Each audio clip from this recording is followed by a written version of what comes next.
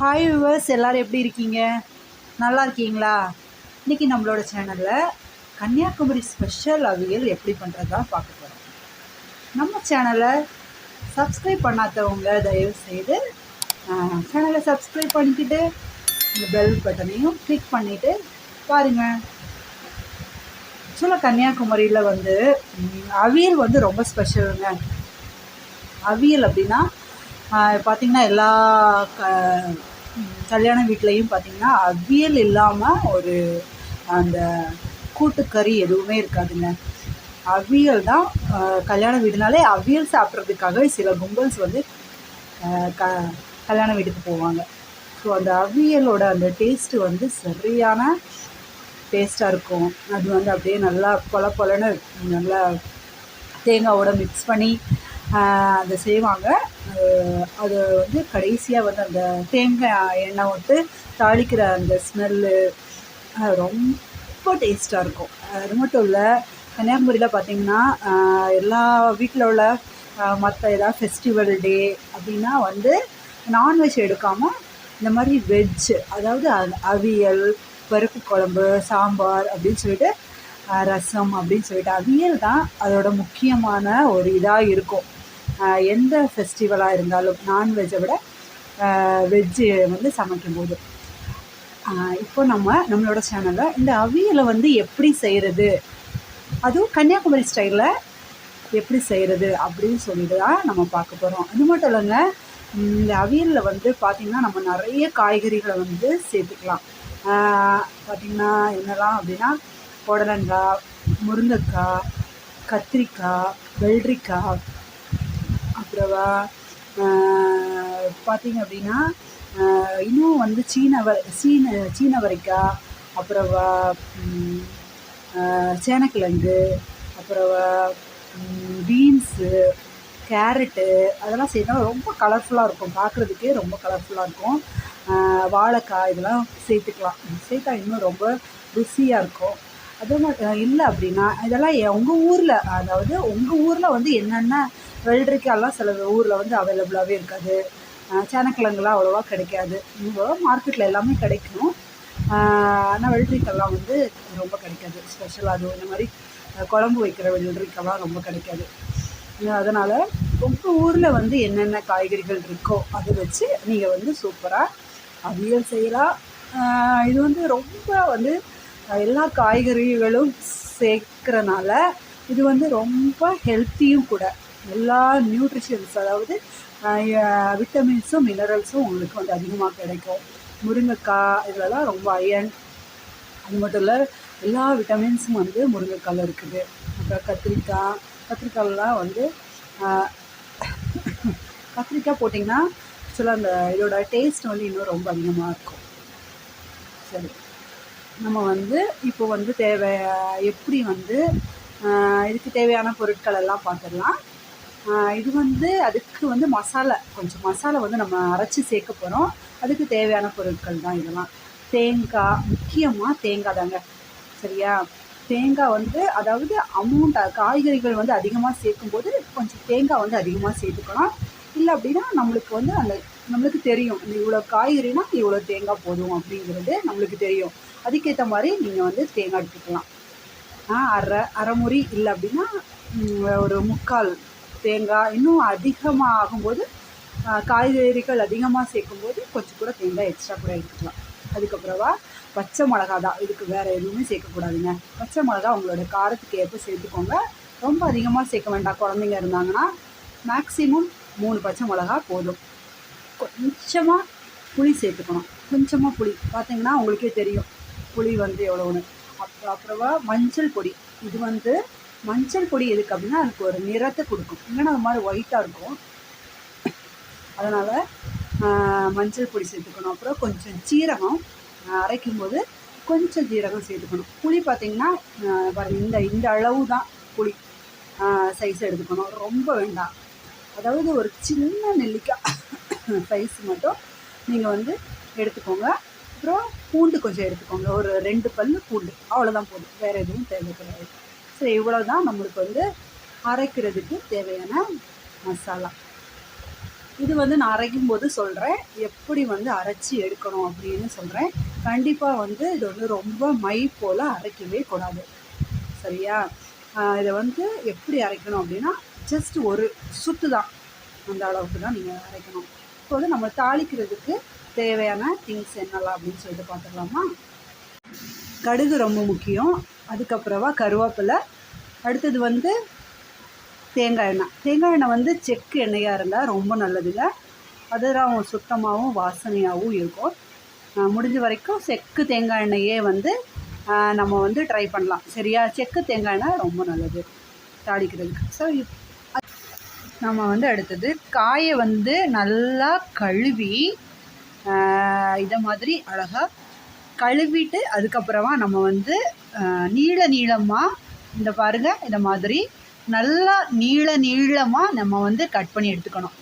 அந்த ஸ்கொயர் ஷேப்பில், அதாவது சாம்பாருக்கு கட் பண்ணுவோம்ல, அதை மாதிரி கட் பண்ணக்கூடாது.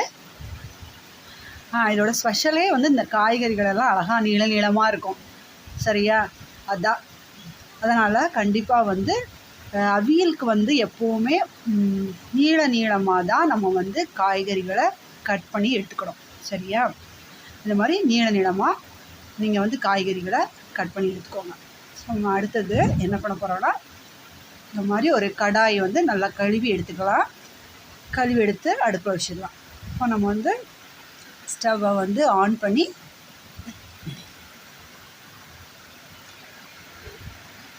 ஸ்டவ்வை ஆன் பண்ணிடலாம். நல்லா வந்து இந்த இது கடாய் வந்து நல்லா காஞ்சதுக்கப்புறமா கொஞ்சமாக தேங்காய் எண்ணெய் சேர்த்துக்கலாம். எண்ணெய் வந்து எந்த எண்ணெய் வேணாலும் சேர்த்துக்கலாம். தேங்காய் எண்ணெய் தான் வந்து சேர்த்துக்கணும் அப்படின்னு ஆப்ஷன் கிடையாது. அதாவது நம்ம தாளிக்கிறதுக்கு கண்டிப்பாக தேங்காய் எண்ணெய். சரியா? மற்றபடி இந்த காயை வேக வைக்கிறதுக்கு எந்த எண்ணெய் வேணாலும் எடுத்துக்கலாம். சரியா? உங்கள் வீட்டில் நீங்கள் வந்து கடலை எண்ணெய் யூஸ் பண்ணுறீங்கன்னா கடலை எண்ணெய், இல்லை அப்படின்னா வேறு ஏதாவது எண்ணெய் யூஸ் பண்ணுறீங்கன்னா வேறு ஏதாச்சும் எண்ணெய் சேர்த்துக்கலாம். ஒரு 2 டீஸ்பூன் அளவுக்கு எண்ணெய் வந்து அதில் சேர்த்துட்டு கொஞ்சம் எண்ணெய் வந்து கொஞ்சம் நல்லா சூடாகட்டும். சூடானதுக்கப்புறமா நம்ம வந்து இந்த காய் கட் பண்ணி வச்சுருக்கிற இந்த காய்கறிகளை இதில் போட்டுடலாம். இந்த காய்கறிகளை இதில் போட்டுட்டு எல்லா காய்கறிகளையும் போட்டுடலாம்.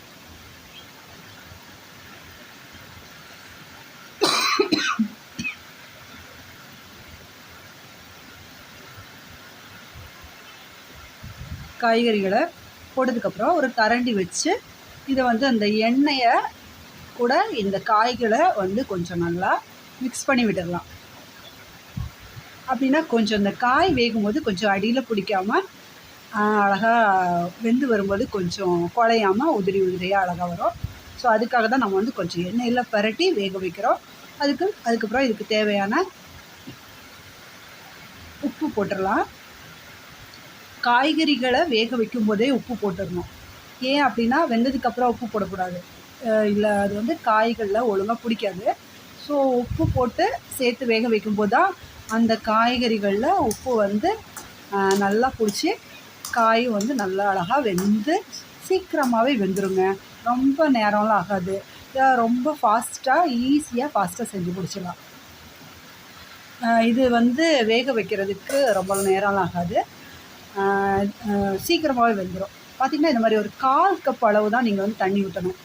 1/4 கப்பு. அதுக்கு மேலே தயவு செய்து தண்ணி ஊற்றிடாதீங்க. அப்புறம் தண்ணி வந்து அதில் நிற்கும், வற்றாது. ஒரு கரெக்டாக ஒரு 1/4, நீங்கள் பாருங்கள் மேலே வரைக்கும் வராமல், இங்கே பாருங்கள் ஜஸ்ட்டு கீழே, அவ்வளோதான். ஒரு 1/4 கப்பு தண்ணி மட்டும் ஊற்றி வேக வச்சுட்டு ஊற்றிட்டு அதுக்கப்புறமா ஒரு மீடியம் ஃப்ளேமில் வச்சுருங்க. மீடியம் ஃப்ளேமில் வச்சுட்டு ஒரு மூடியை போட்டு நம்ம வந்து மூடிடலாம். சரியா? அப்படியே மூடி வச்சிட்டிங்கன்னா அதோட ஆவிலேயே அது வந்து நல்லா குக் ஆகிடும், நல்லா வெந்துடும். அடுத்து வந்து நம்ம மசாலையை வந்து அரைச்சி எடுத்துகிட்டு வந்துடலாம். மசாலைக்கு தேவையான பொருட்கள்லாம் ஒரு மிக்ஸி ஜார் எடுத்து அதில் போட்டுடலாம். தேங்காய், பச்சை மிளகா, அப்புறமா அந்த ஒரு 2 பல்லு பூண்டு, சீரகம், புளி வந்து ரொம்ப கொஞ்சமாக தான் வைக்கணும். ஏன் அப்படின்னா அந்த கத்திரிக்காயெலாம் நம்ம போடுறதுனால கொஞ்சம் ஜஸ்ட் அந்த காரம் தெரியாமல் இருக்கிறதுக்காக தான் நம்ம வந்து புளி போட போகிறோம்.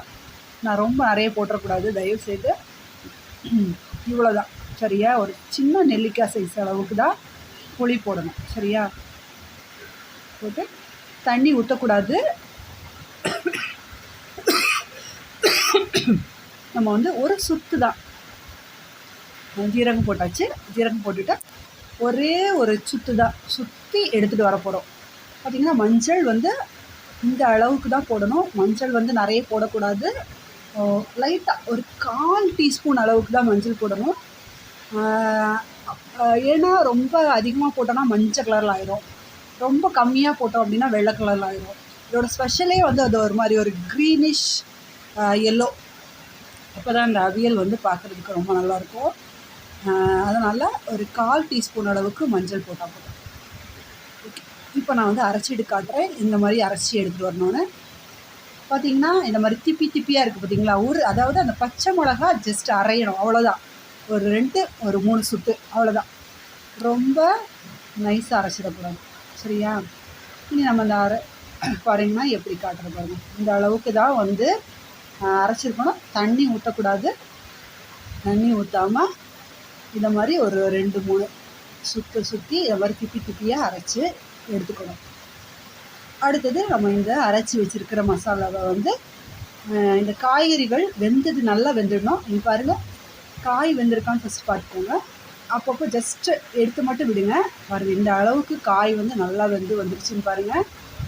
சூப்பராக வந்துருச்சு, நல்லா வெந்துருச்சு. இந்த முருங்கைக்காலாம் வந்து எடுத்து பார்த்திங்க அப்படின்னா அப்படியே இந்த வெடிச்சிருக்கும். அந்த அளவுக்கு கொஞ்சம் காய்கள் வந்து கொஞ்சம் நல்லா வெந்திருக்கணும். பார்த்திங்கன்னா அதை பாருங்கள், தண்ணி விடுது பார்த்திங்களா. அதனால் ஸோ நம்ம வந்து ஏன்னா இந்த வெள்ளரிக்காய் இந்த கத்திரிக்காய் இதோட தண்ணியெல்லாம் கொஞ்சம் அப்படி விட்டுரும். அதனால் நம்ம வந்து தண்ணி வந்து கண்டிப்பாக நிறைய சேர்க்கவே கூடாது. 1/4 கப் அளவு தான் தண்ணி சேர்க்கணும். பாருங்கள், இந்த முருங்கைக்காவை எடுத்து பார்த்திங்கன்னா இந்த அளவுக்கு வெந்திருக்கு, நல்லா வெந்துருச்சு. அதோட ஓரங்கள் அந்த பார்த்திங்கன்னா அப்படி பாருங்கள் எப்படி எந்த அளவுக்கு வெடிச்சிருக்கு. இந்த அளவுக்கு நல்லா வெந்ததுக்கு அப்புறமா நம்ம வந்து இந்த மசாலையை வந்து இந்த காய்கறிகளோட நம்ம வந்து சேர்த்துக்கணும்.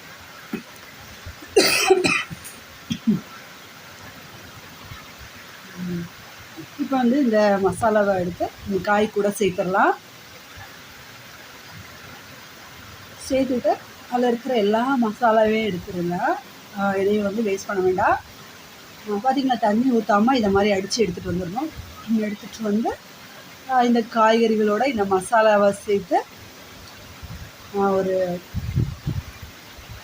கரண்டி எடுத்து நம்ம வந்து நல்லா மிக்ஸ் பண்ணி விட்டுறணும் சரியா.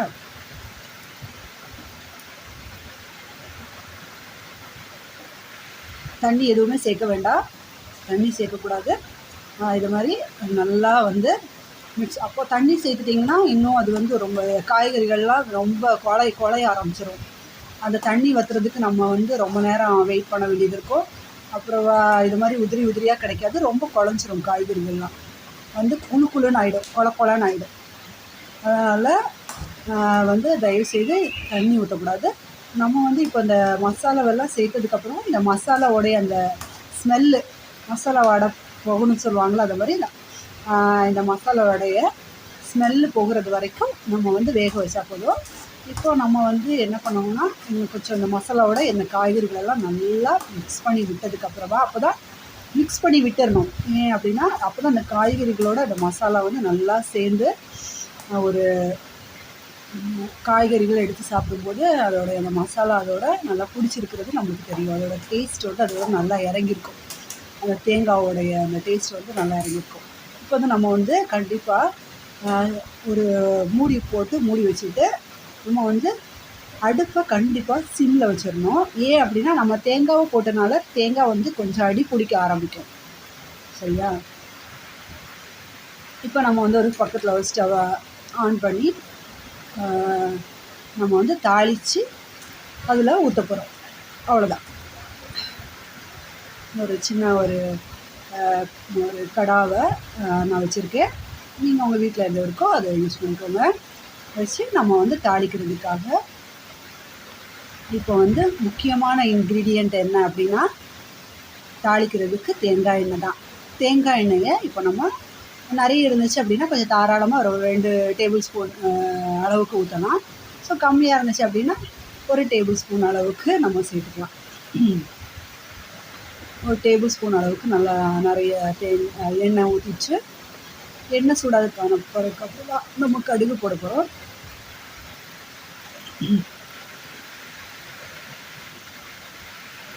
எண்ணெய் வந்து நல்லா சூடாகட்டும். அப்போ தான் கடுகு போட்டோம்னா டப் டப் டப்னு நடக்க வெடிக்கும்.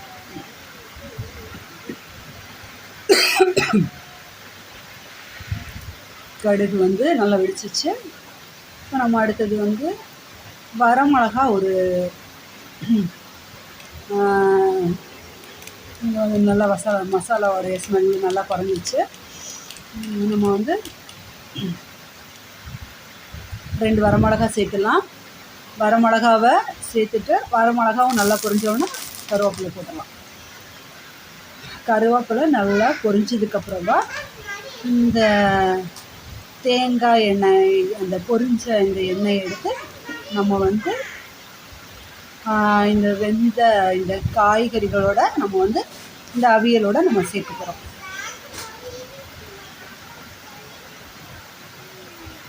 நல்லா பொரிஞ்சிருச்சு. இப்போ எடுத்துடலாம்.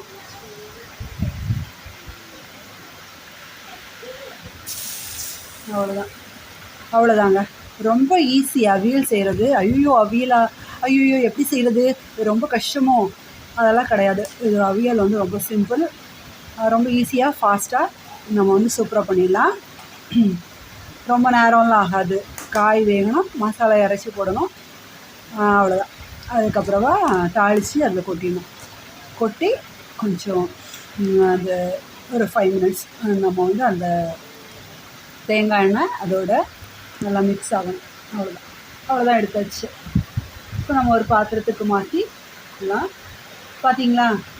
ஸோ ஒரு கலர்ஃபுல்லான நம்ம அவியல் ரெடி. இது வந்து அவியல் வந்து ஈஸியாக நம்ம வீட்டிலையே வந்து அதுவும் நம்ம கன்னியாகுமரி ஸ்டைலில் உங்களுக்கு நான் சொல்லியிருக்கேன்.